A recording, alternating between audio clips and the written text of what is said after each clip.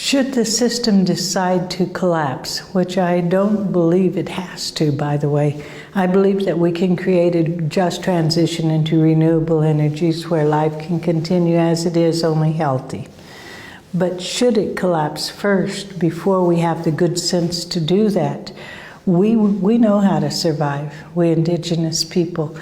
And we've done this before and before throughout creation. You know, my sons, my daughters know how to build a fire, how to hunt, how to fish, where the water is, where the berries are, where the mushrooms are, where the wild potatoes live, how to capture the honey from the bees, even if we get stung, because that's their territory. We have ways that we're going to move on. And we're hoping that it doesn't come to that, and it doesn't need to. We can together rise up and make a difference.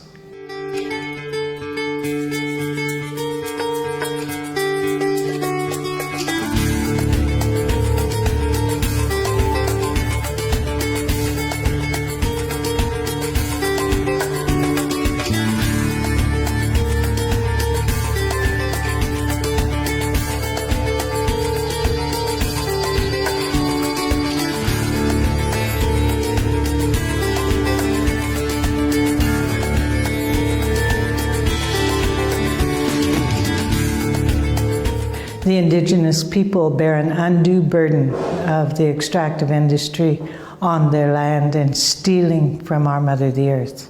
In Canada, the tar sands are an example of what happens when you go to extreme energy extraction and you're bringing up bitumen, which is going to create a carbon bomb once it reaches the open market and is set free.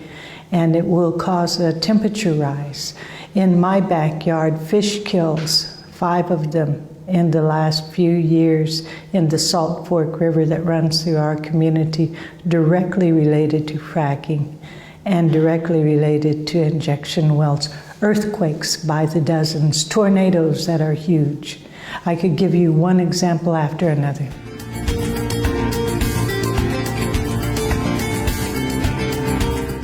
We've seen that for generations, so of course hope is alive.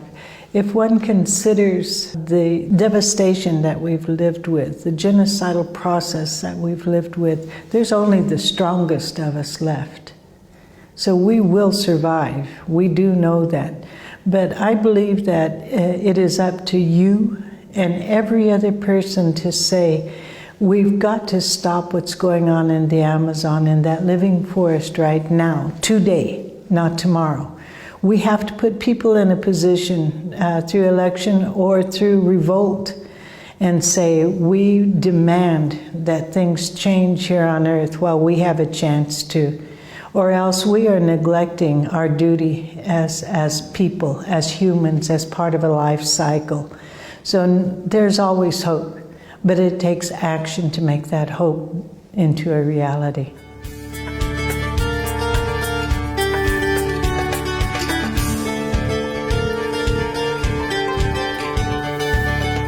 I think I would say the same thing to anyone, anywhere.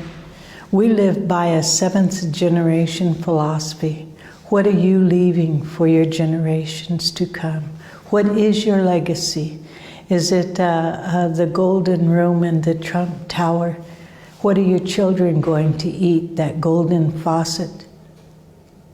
Or do you want your great-great-great-grandchildren to have air to breathe, water to drink, and an earth to love them?